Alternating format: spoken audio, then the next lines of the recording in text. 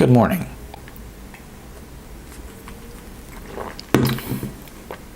So it's Friday.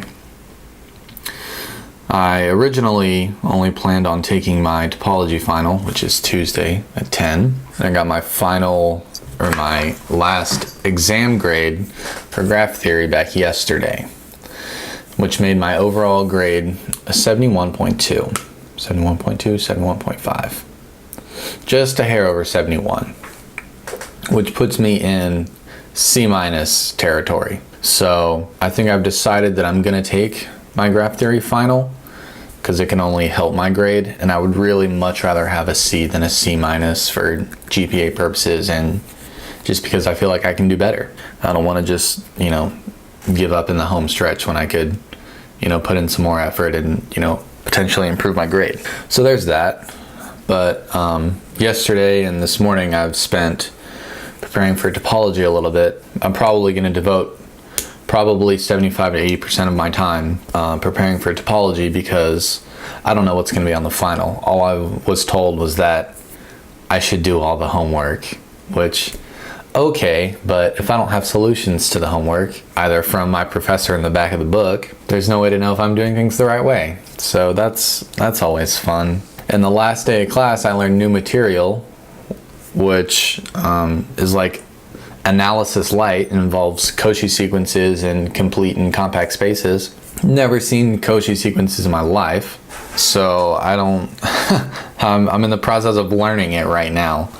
It's not terrible, but my professor was like, everyone's in here is taking analysis, right? And I was like, no. I was maybe like one of 3 people in the class. I mean, granted, there's like 10 people in the class that hadn't taken analysis. So I guess I'm the odd man out, but I'm kind of on my own with this. So, and my graph theory final is the same day as my topology final, and it's at 7 a.m. It's 7 to 8 or 8:30, and my topology is 10 to 12 or 12:30 or something like that.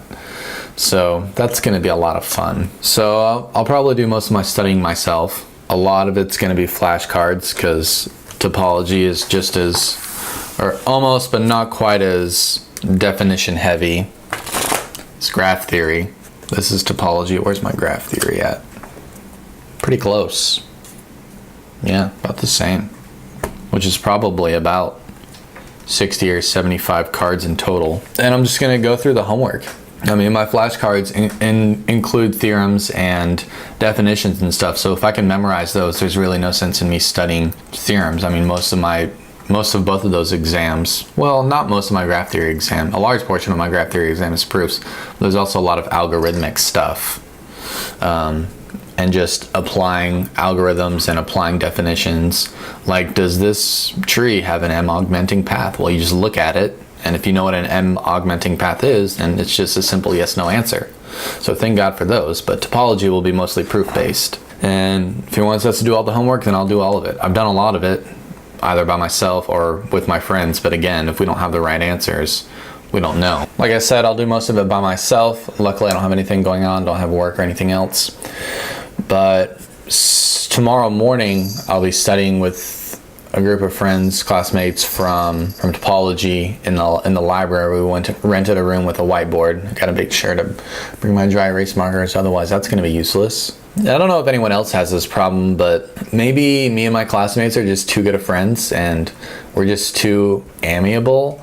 So whenever we get together to study, because we've studied here in my house like 2 or 3 times now, and it's so easy for us to get off on a tangent and talk about other things and, make jokes and just get sidetracked, and our productivity ends up being rather low. So without being too much of a mother hen, I'd like to kind of rein it in a little bit and maybe come up with like some specific things, or like prepare for the session, write down a lot of stuff, and somehow make it truly a group effort, whether we're going around the table trying to prove things or going around the table reciting definitions. I don't know. I don't want to be controlling about it and everything, but I would like to maximize the time, and making jokes about Shrek memes is not a good use of the time, especially when we're all right on the cusp of failing.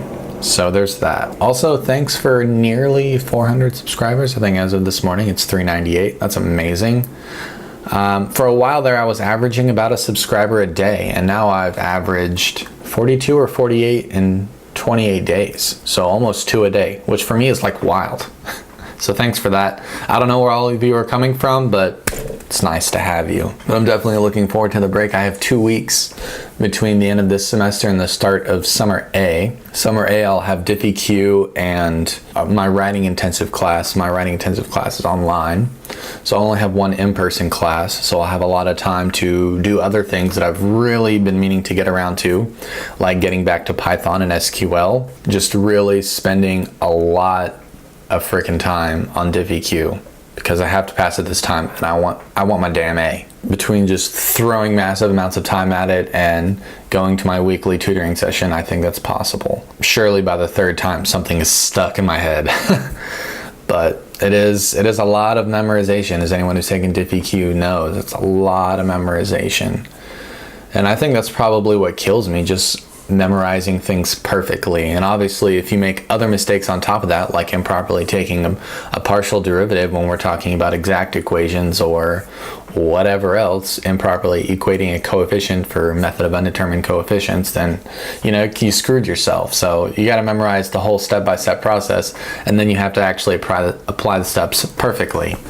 And my last professor wasn't really big on partial credit, so ironically in the summer I'm taking it with the first professor I had it with, who was very hard to understand but very, very straightforward, and was a very good presenter of information because he writes down almost everything. Actually, he rewrites it, so he puts it up on the board and then talks about it. So that's different. I kind of like it. Excuse me. I really don't know what I'm going to do on the break other than work. I guess if I have maybe 2 or 3 days off in a row, I might go back and spend some time on my parents' farm or something. I don't know. Just kind of get out of town and decompress a little bit before I jump right back in. And then I'll have a very large break between the end of summer and the start of fall. I believe it's 3 weeks.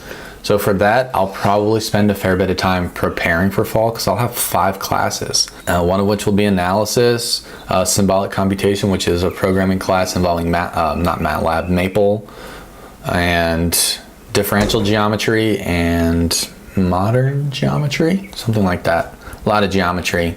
I didn't have a lot of selections to choose from. That was basically it. So I was like, yeah, why not? I've never done any of that. And some of my friends have said it's not too bad. And it's with a professor I've had before who I rather like, so it should be all right. But I just really want to get through topology. But damn, it is so dense and so abstract. Like I know I'm probably preaching to the choir to some degree, but like get a grasp on these Cauchy sequences. Luckily, I have some other textbooks. I have an intro to analysis book that I'm going to read to see if YouTube is any good. It probably won't be. Or I might find some online notes. I think Purdue has a lot of math stuff online. So we'll see. But it's a nice dreary day. It's been raining all morning and it's going to rain most of the day. Just a nice dreary atmosphere to go with my dreary disposition towards topology. But I think that's more or less it. Onwards and upwards, I guess. But thanks for watching. Thanks for all the new subscribers. And catch you next time.